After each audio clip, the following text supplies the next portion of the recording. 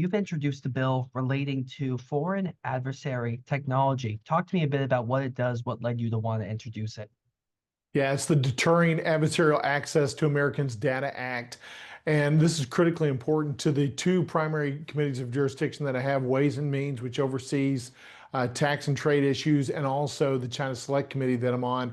It's the intersection of both because we know our greatest adversary in this world is China and the Chinese Communist Party. And we don't want them to have access to Americans' data because ultimately they're going to use that against us. So this bill, it says, look, if you are a foreign entity of concern, if you're China, Russia, Iran, North Korea, if you're one of those countries and you have developed software or hardware that we are using here in the United States to garner information, to gather information that's personal data information of Americans, we're going to stop that. We're going to stop that by saying we are no longer going to let you take advantage of our tax benefits to incentivize that. We're going to take away things like the great things we did in the One Big Beautiful Bill, R&D expensing and bonus depreciation and some R&D credits and business interest deduction. We're not going to let you use our tax code against us to help your businesses grow when you're using that information against us ultimately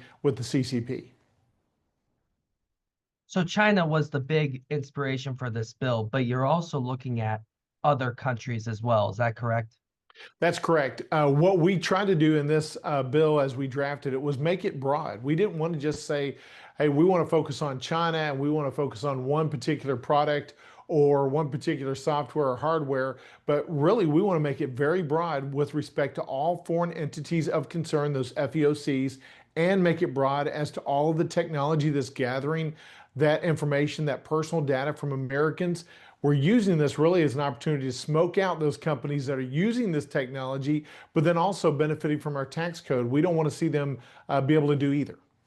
And talk to me a bit more about this technology. What exactly are you referring to? Can you name any specific examples of technology companies in the US, especially in East Texas, may be using? Oh yeah, I mean I can cite a lot of examples by name, but here's the name most people know, and this goes back a couple of years ago. It's the TikTok. Basically, this is the expansion of the TikTok approach that we took, and that was a very targeted approach for one entity that was using our information that then was giving that information or had access through TikTok to the CCP.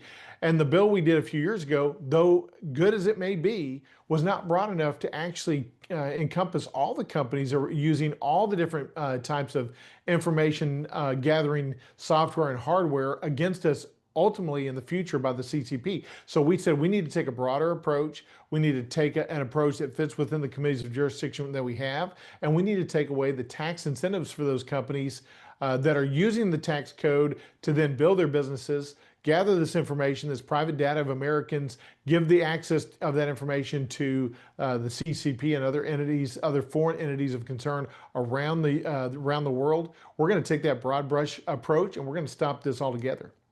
Now, you mentioned TikTok, which of course a lot of people know. Do you have any other, examples, some technology not as many people may be aware of?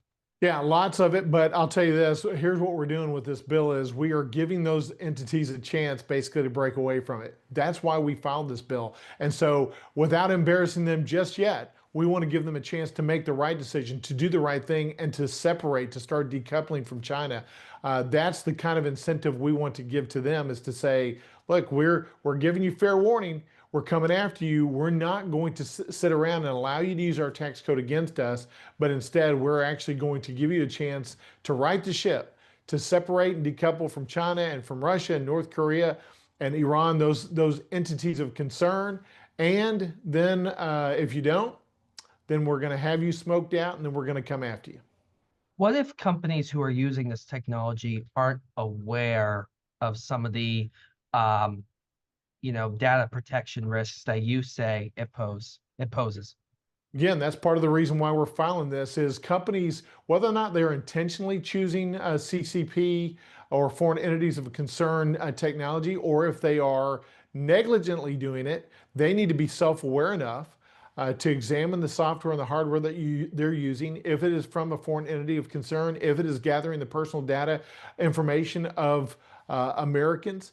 Well, they better examine their books. They better examine their contracts. They better figure out where they're bringing this technology from and how it's being used on the backside. Because without that transparency, we cannot actually decouple in a way that we need to de-risk from our associations with the CCP and other entities like it.